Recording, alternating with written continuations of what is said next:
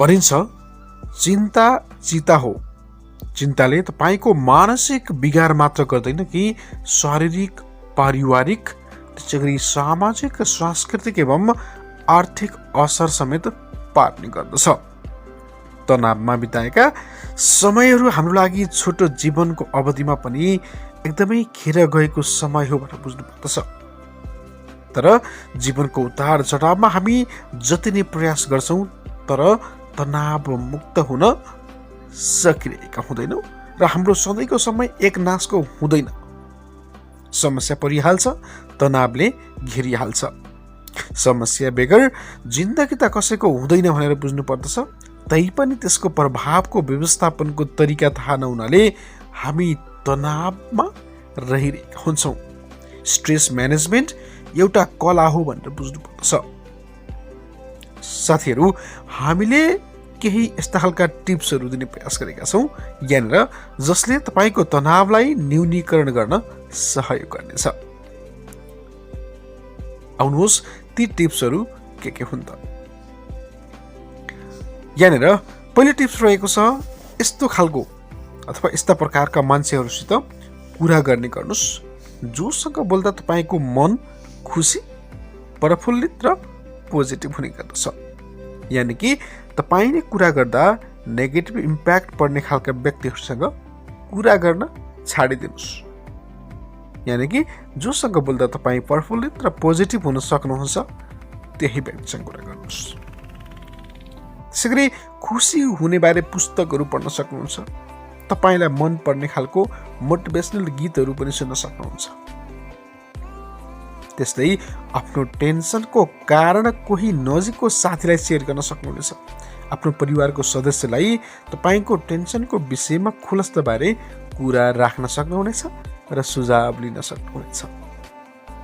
त्यस्तै यो बुझ्नु पर्दछ कि जति टेन्सन हामीले लिएका हुन्छौँ त्यति हाम्रो लाइफ त्यति नै कठिनाई रूपमा अगाडि बढिरहेको हुन्छ। त्यस्तै नदी, पोखरी या खुल्ला ठाउँमा उभिएर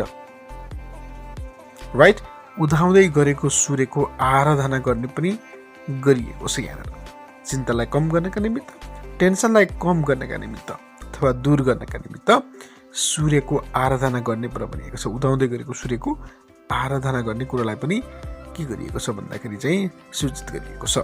त्यस्तै नेगेटिभ सोच भएको, बढी आलोचना गर्ने र लजिक बढी गर्ने मान्छेहरूको माझ प्राय नबस्नुहोस् भनेर भनिन्छ। यहाँनिर कस्तो भने नकारात्मक सोच, चौतर्फी रूपमा नकारात्मक सोच भएको, अलिकता लजिक बढी गरिदिने त्यस्ता खालका मानिसहरूको समूहमा प्राय नबस्नुहोस्। त्यस्तै मोटिभेसनल भिडियोहरू डाउनलोड गरेर हेर्ने गर्नुहोस्। आजभोलि इन्टरनेटको जमाना छ। अनलाइनमा गुगलबाट पनि तपाईँले, युट्युबबाट, अन्य क्षेत्रबाट पनि तपाईँले मोटिभेसनल स्पिकरहरूका बनाइहरू, विचारहरू र त्यस्ता खालका भिडियोहरू डाउनलोड गरेर हेर्न सक्नुहुनेछ। त्यस्तै टेन्सनको कारण पत्ता लगाउनु पर्दछ। कसरी टेन्सन भइरहेको छ त नि, कहाँबाट उब्जिरहेको छ त्यो टेन्सन, त्यो पत्ता लगाएर समाधानको बारेमा पनि सोच्ने गर्नुपर्दछ। यानि कि टेन्सन लिएर मात्र बसिरहने चाहिँ होइन। त्यस्तै पानी प्रशस्त पिउन पनि सुझाव गरिएको छ, किनकि पानीको अभावले पनि स्ट्रेस ल्याउने गर्दछ। यदि फेसबुक जस्ता सामाजिक सञ्जाल चलाउनुहुन्छ भने पनि सदैव सकारात्मक पोस्ट तथा ऊर्जावान कुराहरू मात्र पढ्ने गर्नुहोस्। सामाजिक सञ्जालमा आएका सकारात्मक कुरालाई मात्र दिमागमा राख्ने र हेर्ने र सेयर गर्ने बानीको विकास गर्नुहोस्। त्यस्तै एक्लै हुनुहुन्छ भने युट्युबमा अन्यको सङ्घर्षको कथा पढ्नुहोस्, ऊर्जावान सन्देशहरू हेर्नुहोस् र आफ्नो आत्मविश्वासलाई बढाउँदै लैजानुहोस्। सकेसम्म विगतलाई सम्झने कोसिस नगर्नुहोस्। आफ्नो कमजोर पाटोमा पटक्कै ध्यान नदिनुहोस्।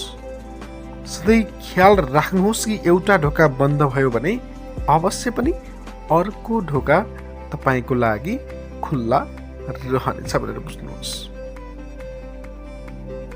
जीवनमा सकेसम्म व्रत नजोड्नुहोस् भनेर भनिन्छ।